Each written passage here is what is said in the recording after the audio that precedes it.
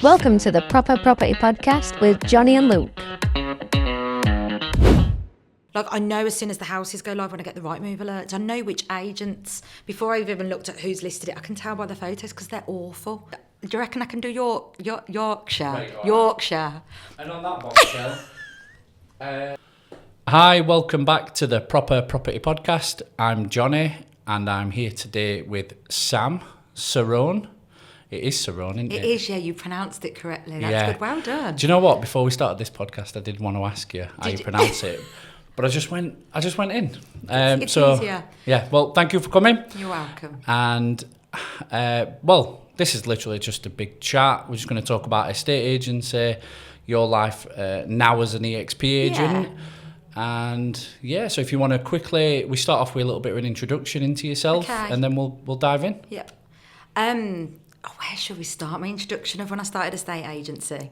2005, landed the job as a sales negotiator in a place where you don't know, Jonny, a place called Bromsgrove and Redditch, which is about 20 minutes outside of Birmingham. And yeah, did 13 years worth of countrywide, 2 years independent, and now just over 5 years self-employed. Wow. So yeah, so I never ever thought I could set up a business, and here I am. That's amazing. Yeah. Okay, so I think personally we should start right at the beginning. Okay. So let's go back to 2005. Yeah. So what was it like in the estate agency business? What did you have to do back then that's a lot different to what you do now? I know, yeah. I mean, let's go back to 2005 and talk about. I wonder who'll be listening to this podcast that was really young back then, because that's when you're getting old, isn't it? I'm nearly 40 and I'm about to talk about when I was 19. So back then, this is really when you're getting old. No social media, no internet. And yeah, literally a phone and a pen and paper. Wow. Which, believe it or not, I still love to work like that to this day. I think it's the way that I'm drilled. Yeah. The way that I'm trained, kind of thing. So yeah, it was genuine. Did I know what I was doing for the first month? No. Did I even really know what a property transaction was? No. The guy that gave me the job apparently was really hesitant about giving me the job, and it was his boss. It was his brother at the time who was the MD that said, "There's something about her." I don't know what it is, but just give her a job. But yeah, I didn't even know what really an estate agent was. So yeah, just went out observing people, doing viewings, and I was like, oh my God, this is really good. When everyone's like, oh, I can do this job. Yeah, but I think where my buzz was about 6 weeks in, where my boss was like, Sam, do you want to go and negotiate your first offer? Because you'd go and do the viewing, you'd bring the offer back, you'd give it to the branch manager, and he'd tie up the sale. And after about 6 weeks, he was like, do you want to have a go? I was like, yeah, I can. Yeah, I can kind of do it my way. I can put my spin on it. And it was a house called High Trees Close. Right. You always know your first sale. So yeah, High Trees Close was my first sale that I negotiated. And yeah. So I presume you were really proud of what you'd done. Yeah, proper buzzing. I mean, did I really know what was going on back then? I don't really know. I just got a buzz. Yeah. I've just sold someone's house. I've negotiated it. I've negotiated it from, God, I don't know, 170 to 185, whatever it was back then. And the owner was just buzzing on the phone. Yeah. No text messages, no emails. It's all on the phone. So yeah, and I remember that was quite early on, around about 6 weeks in, and that was it then. I had the bug. Hooked. Fully hooked. I'd go to my morning meetings knowing who would view what house that we were going out to value. I'd have it all in my head. I could see it. I could see who was going to buy what house. Yeah. Even booking a valuation from a valuer, I'd be like, put the phone down, I'd be like, boom. Literally, I was like, I want you walking through that door and I want you marking it up. That house will come on the market. I'll be gobsmacked if it doesn't. So, yeah. Proper got the bug. So let's talk about marketing and advertising.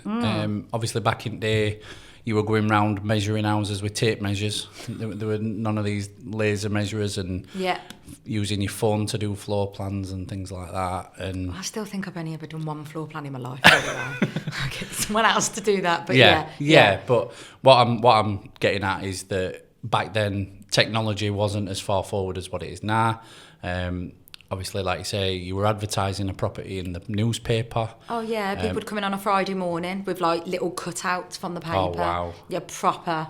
Yeah, proper. Yeah. Yeah, proper property. Proper property. Yeah, literally. No, that's honestly, like, it's crazy to think. And back then, I think estate agency it weren't a fashionable industry, was it? Do you not think? No. I think it was known as like, I'm not sexist, I'm far from sexist, but I think it was known as like men in suits. Yes. A little bit arrogant, a little bit cocky, a little bit slimy. And I remember I told my uncle the once that I was an estate agent, and he was like, I want to get into that industry. Yeah. And you're like, don't do that. No, please don't do that, because it's actually really good, and I love my clients and I care for them. But I do think it had that perception over it, and I think that's slowly getting better now. I really do. Oh, 100%. It's quite respected. Yes. I mean, I've just got back from Miami, and in America, oh my God, if you are in property out there, you're like God. Yeah. Seriously. They do it different in America, don't they? Yeah. It's a very different way, real estate, with the purchasing of properties. Yeah. And I think there'll be a lot more of that comes over here in the next 10, 15 years. Not yet. Yeah. I don't think we're ready for it yet, but yeah. I think as well, because it's more... It's very similar to what we do with the property sourcing side of what we do, where we are the buyer's agent, and that's very much how American real estate agents are. They act for the buyer rather than the seller. Mm-hmm. So if a buyer goes to them and tells them what kind of property they want, they then go and find that property. Whereas I think in the UK, it's always the other way around. It's completely flipped. So, and you even saying that, then it's like, it's really confusing. It's really strange, isn't it? Really strange. So, we like I said, with the property sourcing, what we do within our investment business, we source properties for investors. Yeah. So they come to us with a sort of a shopping list, and that's where we go out and we find something specific to them. See, you need to sell this to me, because when we get them on the phone, I'm like, oh, here we go. Yeah. So you need to sell yes, it to. I know. And it is a massive thing with investors and all these property gurus. And you must have to build a really good relationship with the estate agent. Unbelievable. I mean, I'm quite privileged because I built a lot of my relationships through my media business. Of course. So you're respected in that way. I've kind of gone through a back door, as it be, with then going on to do the investment business.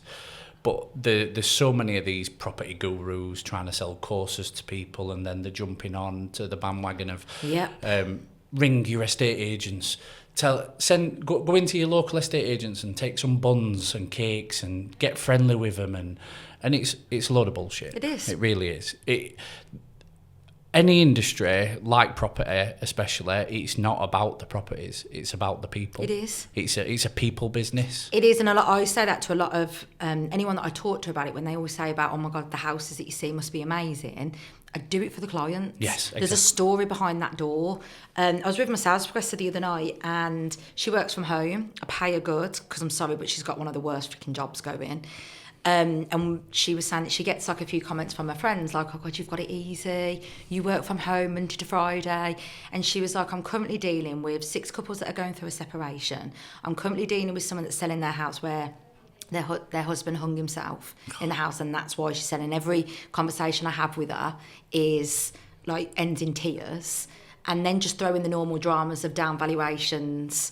Do you know what I mean? Yeah. No, it's not easy. No. And it's not just about how pretty the house looks. It's not. There's a story behind it.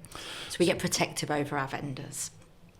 So on that point of people, it's pushed on people quite a lot now on social media how amazing it is to be an estate agent. Everybody wants to be one. Give me the gun. Yeah. So what is your advice to people that are wanting to get into estate agency? Because we know it's not as easy as it looks. Well, the first bit of advice is, don't just presume you can be a good estate agent because you love scrolling through Rightmove or your uncle's in property. God. Yeah, like I grew up around property. We moved 3 times. Well done, you. And I love Rightmove.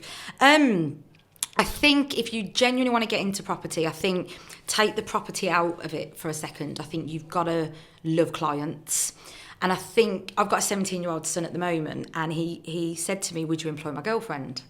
And very openly in the car, I was like, no. One, it's hard mixing family, which, I mean, a lot of my friends work for me, but that employing family is slightly different. But that generation at the moment, and it's just, they're so used to phones, text messages. They can't always necessarily have a conversation with eye contact. They can't necessarily have a ballsy conversation without putting it in a text message. So I think first things first, if you want to get into property, you've got to be able to look someone in the eye, you've got to be able to have a difficult conversation, and you've got to care for someone. I think if you've got those two attributes, then the property side can come into it, if that makes sense. I like that. Do you? Yeah. Yeah. It is about the people. It is. And I've found that myself with properties that we've sold. It's when we've done it as well, a lot of the time it has been to help people on their journey, on their way.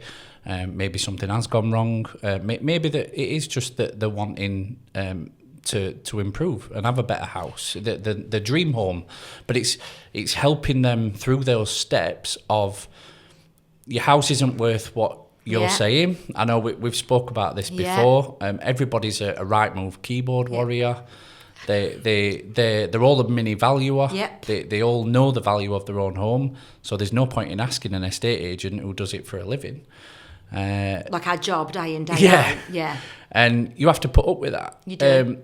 What is your approach to, if someone did come to you and they say, look, I think my house is worth 250. I want it putting on market at 250. You know for a fact that house is worth 220. Do you think it's ethically right to put it on at 250, or how's your strategy? Is your strategy to get more interest, so put it to them, put it lower, and we'll try and gauge interest to get to where you want to be? How do you work? There's kind of two answers to that I can give you over the 20 years of being in the job, because throw me back to the corporate world, I'd do what the vendor wanted. And it would be for the fact that that's a property to put on the market that goes towards my monthly bonus. And then it'd be kind of like, you kind of come back to the office and you're like, right guys, I've got it on the market, but you've got to work with it. I've tried it a little bit higher. It's going to need a price reduction at a later date. But my job was then, you pass it on. You then just go and get the next house on the market. Would I do that now? God, no. God, no, because I'm dealing with it as the business owner. All my girls that are working for me, the last thing I want is them having grief from the owner, because it puts a downer on your day. It is difficult conversations that we can have, but sometimes it can be managed in the right way.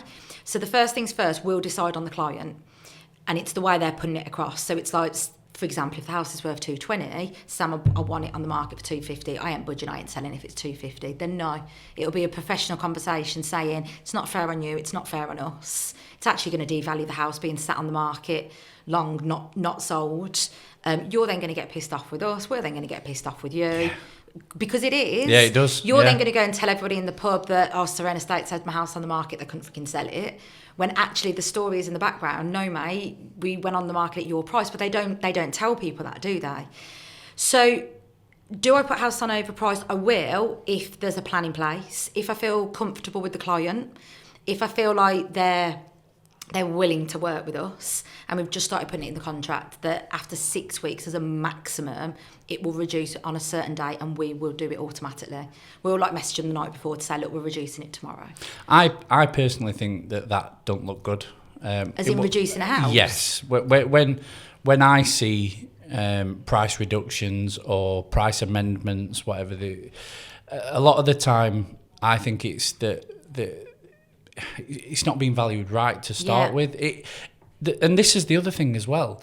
Like the whole valuation ordeal, a lot of it is a lot of BS. Oh, completely. On 100%. And me and you both know how many estate agents will just go out and agree with them at their price or even overvalue it just to get their board in the garden.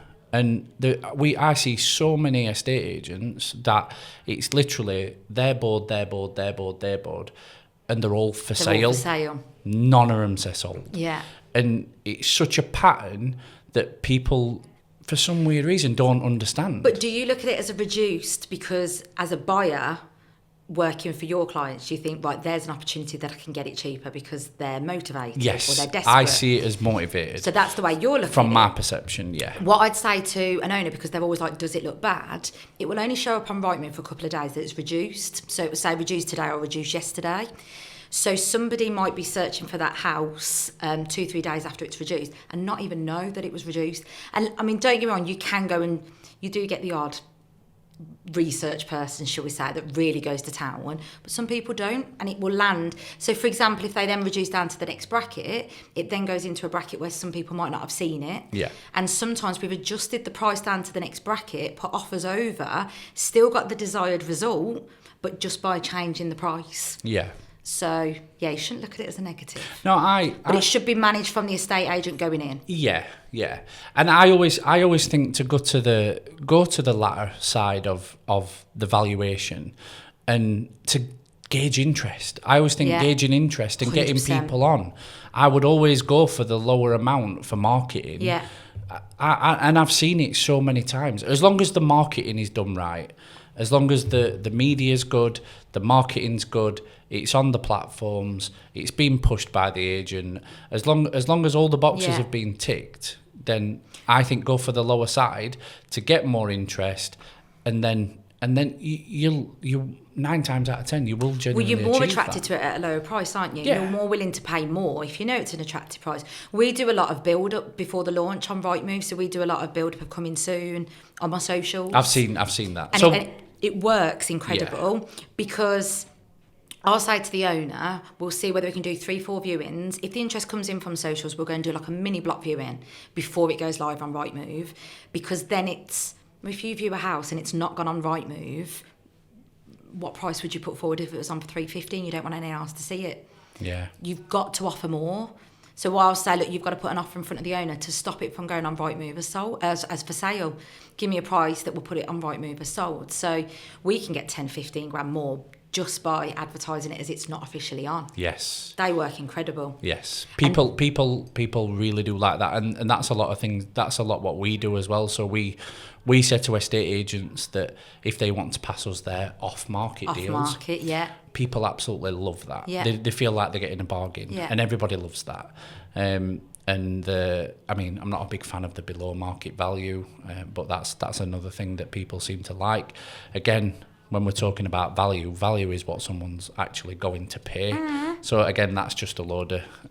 You can calculate it obviously from yields and things, but there's a lot of agents out there who just chuck any old valuation at. Well, I always say to my clients, there's 3 ways of valuing. Number 1 is the most boring way going, which is the way the banks do it. But we have to value it that way because we have to prepare for down valuations, and I want to try and prevent any problems from happening. So that is like your direct postcode, 1/4 mile around, 1/2 mile around, and the banks will look at how many bedrooms it's got, the square footage, and it's like a tick box for them, isn't it? Yeah. It's so boring. It's like, does that marry up with a comparable? Brilliant, I can put that in my 3 comparable boxes, click the button, boom, and that's the first way of valuing it. The second way is what's currently on the market at the moment, because that changes. Do you know what I mean? If you have somebody in the road that goes on really, really overpriced, it actually helps people. But then you get, so-and-so, Jodie down the road sold hers really cheap because they were going through a separation and she let it go really quick. It's bullshit, I'm really sorry, but the banks are going to use it. Yes. So because the banks then don't go and ask the estate agents, what was the story behind it? It's just a comparable to put in. So yeah, the second way is what's your current competition as of today. And then the third one is the emotional value. And then that's how much it's worth to someone. And that's where we get a house where it's a little bit, it's been extended in a unique way, it's been designed in a unique way. And then sometimes it's like, right, we've got to put it on, we've got to see what people are saying, and we've got to see whether people are willing to offer more than what the banks necessarily value it at. So, yeah, that's why I value a house. Yeah. But not everyone fits into the emotional value, because if it's a Redrow house or a Taylor Wimpey house or a Persimmon house, and they're on an estate where 400 have been built, sorry mate, 3 of those styles sold within the last 6-12 months, that dictates your price. Yes. It's simple as that. And apartments and flats at the same. Exactly. Yeah.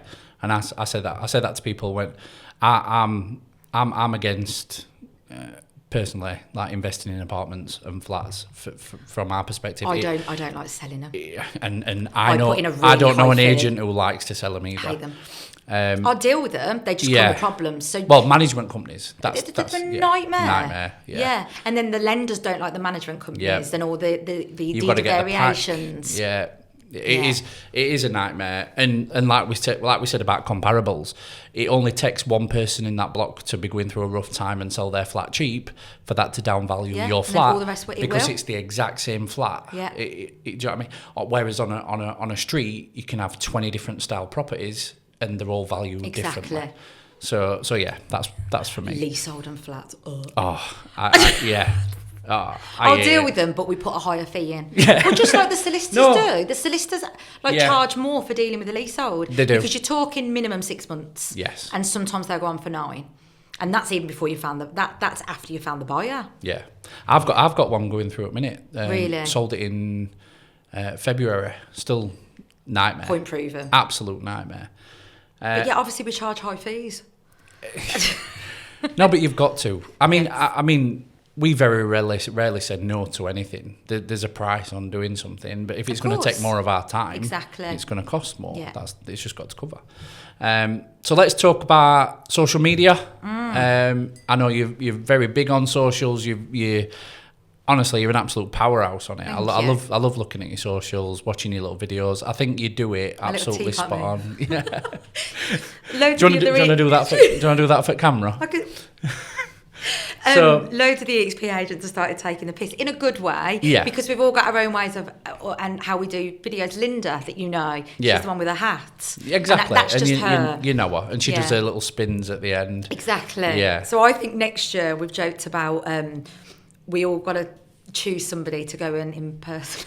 Take the piss off, basically. Brilliant. But no, social media. Wow, I didn't even know you could run a business off social media. It's quite scary, isn't it? Yeah. So we've gone from 2005. I know. Yeah. Sorry, we've completely skipped. No. It's absolutely fine. We've progressed to pretty much where we are. Let's say when did you join EXP?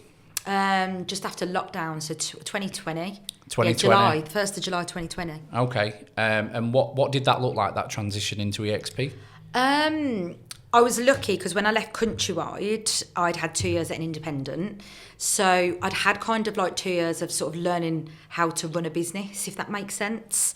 And my assistant branch manager at the time, who is literally my best friend, he'd worked with me at Countrywide and he'd come with me. He ran the social media on the side because he designs websites. He's a little bit of an entrepreneur, and he was like, should we set up like a social media page for the independent that I was at?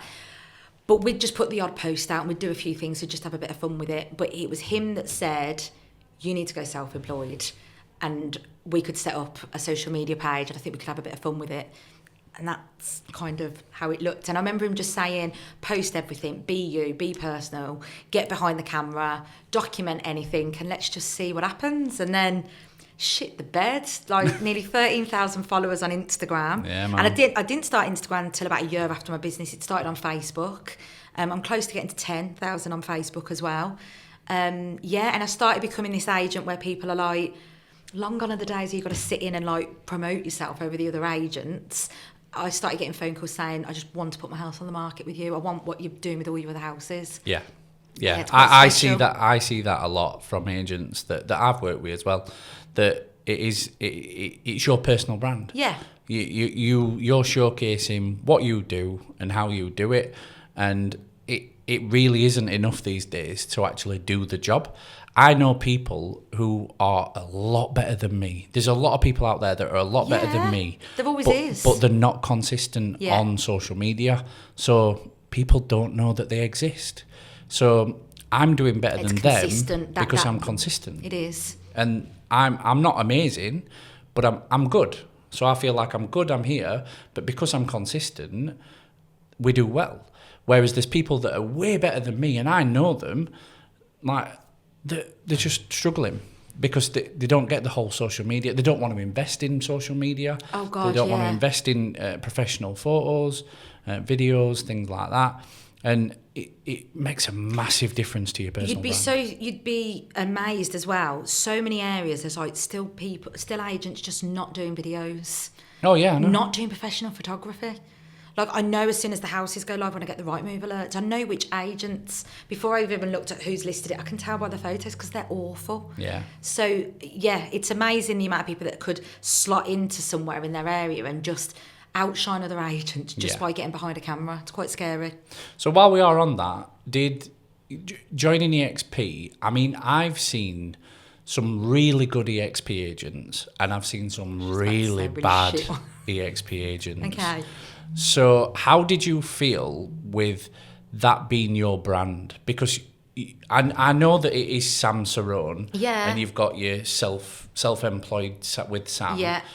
But at the end of the day, you are part of the EXP family. Yep. And if I'm right, anyone can just pay to be part of EXP. Am I right? No. You've got to have 2 years worth of experience in property. You have to. Yeah. I take that. That's good. But anybody who doesn't want to invest in media and things, and I've, like I say, I've seen some EXP photos that are shocking, but the social media that they come across bit arrogant. I'm not naming no names. No, it's fine. I've seen it. Yes. Do you know what I've had? And I'll be completely honest with you. After 12 months in, there was a certain individual. She's still with EXP, and I won't name her, but she literally copied my stuff. And where I'm saying copy, I'm talking about copy and paste.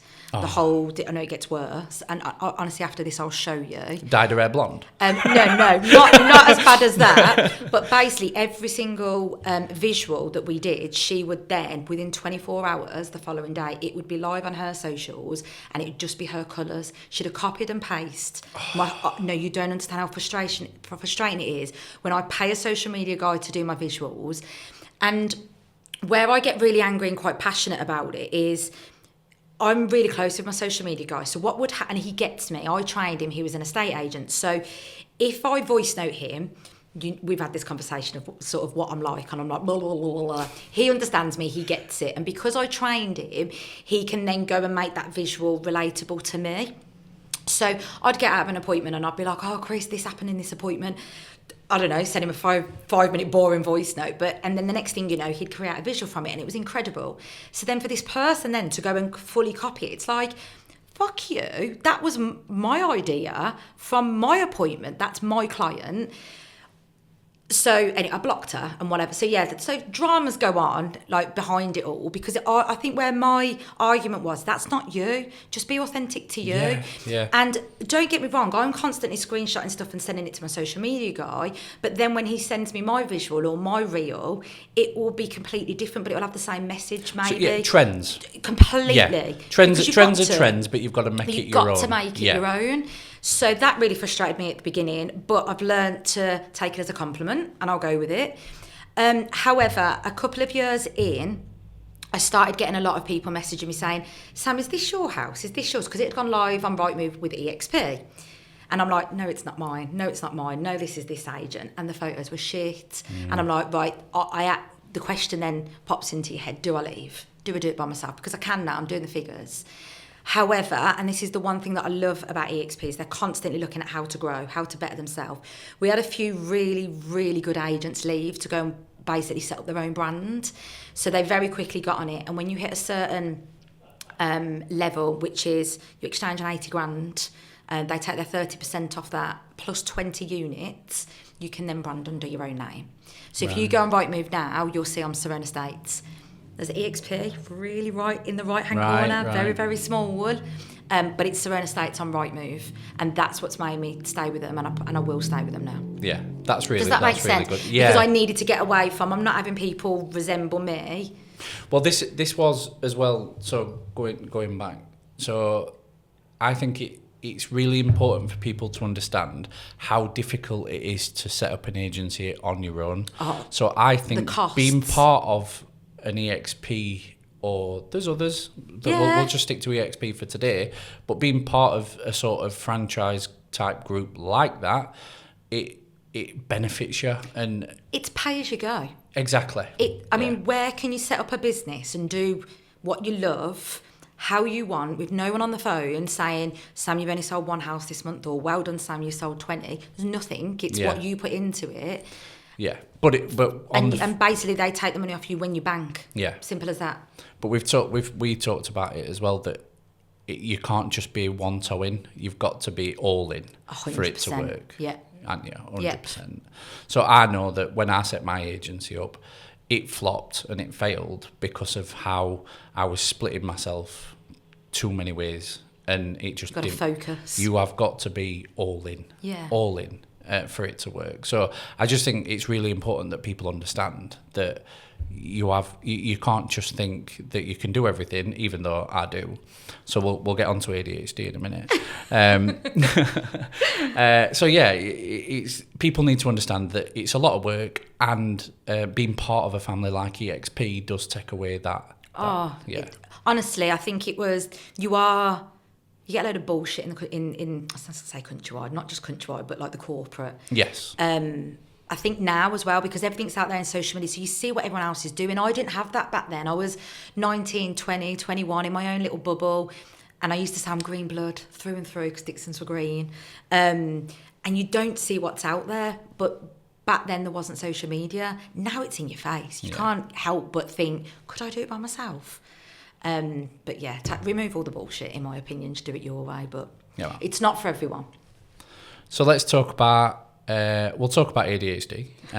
People are going to think, hang on, where so how have we gone from this to ADHD? Yeah, so let's have a little mix then. So let's start off with a day in the life of Sam. Okay. So let's start off. Day in a life or up in Sam's mind for a day? Well, yeah. Let's start off with what's a day in the life? What's a day in the life look like for you? Okay, so 3 times a week I'll set my alarm for like 5:30, 5:45 to go for a run because it clears my head. So that will start really early. Then it'll be back to sort out 3 children. So I've got a little 3-year-old, I've got a 12-year-old, and I've got a 17-year-old. So nursery and school run, and then football for my eldest is doing some extra education in football. So he's 17, and then work begins. Work begins around about 10:30.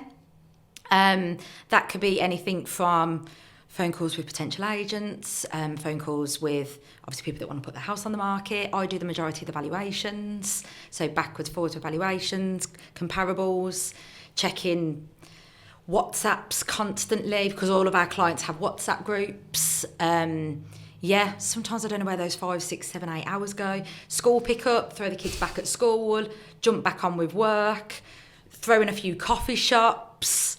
Throw in a few life dramas. Hobbies in the evening. Do a bit more work. And then if I'm lucky, I get to zone out with some crap TV. There we go. What hobbies? What are your hobbies then? What are my hobbies? Yeah. My hobbies will be, mine's just literally running.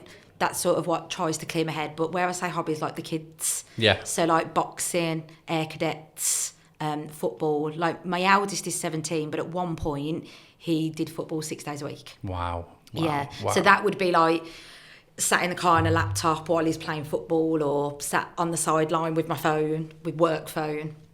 So I'm just trying to learn at the moment of trying to switch off for an hour, Sam, and be present with the children. Yeah, but it's really hard. It is hard. Yeah, it's really hard. But you've grown now quite a lot. You've got a team. My team are incredible. I know. I mean, we originally, we didn't meet, but I saw you at Birmingham EXP conference. Yeah. The show. And the show. You opened. I totally opened I know. it. Yeah. Honestly, though, you were amazing. Thank you. And I did want to meet you after that. So when you reached out, I thought 100% Good. Get in. I know you've had a bit of a journey trying to get here. It's fine. Planes, trains and automobiles from Bromsgrove. How Brummy does that sound? Yeah. Bromsgrove. You're going to come I want to take you for lunch. You're going to come to Bromsgrove and I'll take you for lunch. I'll take that. But I spoke about my girls, didn't I, quite heavily on my presentation. Which I thought were amazing. Yeah. And to build a team is quite difficult, and to when it's your baby, I think it's very difficult to take people on as well. You've got to be very trusting in who you take. It's natural growth, and they are literally, they are my best friends. I've trained them all from scratch. It was never planned that way. It was just like, Sam, you're working at midnight. Can I help with your admin? Before you know it, my best friend comes on board. Oh, that's brilliant. I had my little girl, and then my best friend was like, Sam, I need a little bit of extra money. Can I help out on Saturdays? Before you know it, she's working for me, and she's just amazing at viewings, and she's winning instructions just by doing viewings. Brilliant. So that they are, the business would not be the business if it wasn't for them. Yeah, I'm a massive believer. I mean, we recently took Yasmin on, and oh my God, I feel so much better already. Yeah, I mean, me and Luke. It's a relief. Me and Luke we were just doing a lot. But because it was our baby, we were just holding it all in, and we couldn't really do anything else. You become protective over it. So it was a very difficult thing for us to do, but it was the best thing, it is. honestly. It allows you, so admin, I can't stand admin. Yet my best friend that does it, she does it like with her eyes closed, and she can do it so quick. But that allows me to go and put a house on the market that's worth, 2 hours in an appointment where I can get a 4 or 5 grand fee? Or do I sit there flipping, tapping my keyboard, getting stressed with it and getting really angry at it? Yeah. So, yeah. Recognising strengths in other people is... They've all got their own strengths, and that's what works so well. 100%. So, what are we on to? We're talking ADHD. See how we're going off. So, I think when we did have a chat, you said you're not diagnosed ADHD. No. But your friends definitely said that you've got ADHD. And I spoke to you for about half an hour, 45 minutes. And... you've definitely got ADHD. Thanks for diagnosing me. You're very 100 mile an hour. And I think we spoke about a few different things like traits where, like, I have it where I have to say it out loud, I have to interrupt people when I'm talking because it's in my mind. I have to get it out. And then you're like, shit, should I have said that? Because otherwise I'd forget. Yeah. Reaching, I'm nearly 40. I think there's a lot of women that have reached 40 and maybe need a bit of help and a bit of therapy. So it's my therapist that's like, yes, Sam, you've got ADHD. So I don't know what to do with it. It's literally been in the last 8 weeks. Do I go and get diagnosed? I don't know. I don't know. I don't like labels. Yeah, and I don't think it's about that. But have I got to the point in life where I keep thinking, do you know, I've done good. I've done all right. You know, I've winged life quite good. Do I take my business to another level? Maybe not by winging it and put some structure in. And do I? I don't know. I'm a bit confused with it all. I don't know. Well, I think you're doing amazing, and I think you'll definitely figure it out either way. Wrapping up, everybody who comes from out of Sheffield gets a little present. What's the out of Sheffield? What's like the out of Yorkshire, 2-3 miles out, or no, anywhere. So we always wonder if people actually know what this is. The sauce? So this is Henderson's relish. Okay, it's not Worcester sauce then. Have I completely ruined something? No. So it's definitely not Worcester sauce. Okay. So it's a Yorkshire thing. Okay. So it's Henderson's relish. It is relish. Is this for me? It's for you. Is this like a gift? Everybody who comes up podcast. Oh, I gets love one. this. Strong and northern. Strong and northern like us. Proper. Proper. Bit of proper endos. Love that. So if you want to just look at that camera and tell everybody where they can reach you if they need you. Oh God, where do we start? I've only just set up like a Linktree account. How awesome is that? I'm a proper professional. Well, which platform's best, Facebook or Instagram? Instagram, you get to see a lot more of my stories. So I think Cerrone Estates, if you want to see everything property. Self-employed with Sam on Instagram, if you really want to know about how to go self-employed, whether it intrigues you or whether you actually want to do it, you can reach out. And then LinkedIn. LinkedIn's a mixture of both. Brilliant. Thank you. Well, thank you for coming on. You're welcome. Absolutely amazing. Yeah. And hopefully we'll see you again soon. Yeah, maybe. Yeah, man. You're coming to Bromsgrove for lunch. It's a real place, I promise you. All right. Okay. All right. I'll put it in. All right. You just come out. You just came on here just to take mick out of my accent, didn't you? I love it. I want to do it. I can't do accents, but I actually think this is an accent. You want to do Yorkshire? Do you reckon I can do Yorkshire? Right. All right. Yorkshire. And on that bombshell, thanks very much. Ciao. You've been listening to the Proper Property Podcast in association with Olive Venture Properties. Make sure you like and subscribe, and see you next week for another episode.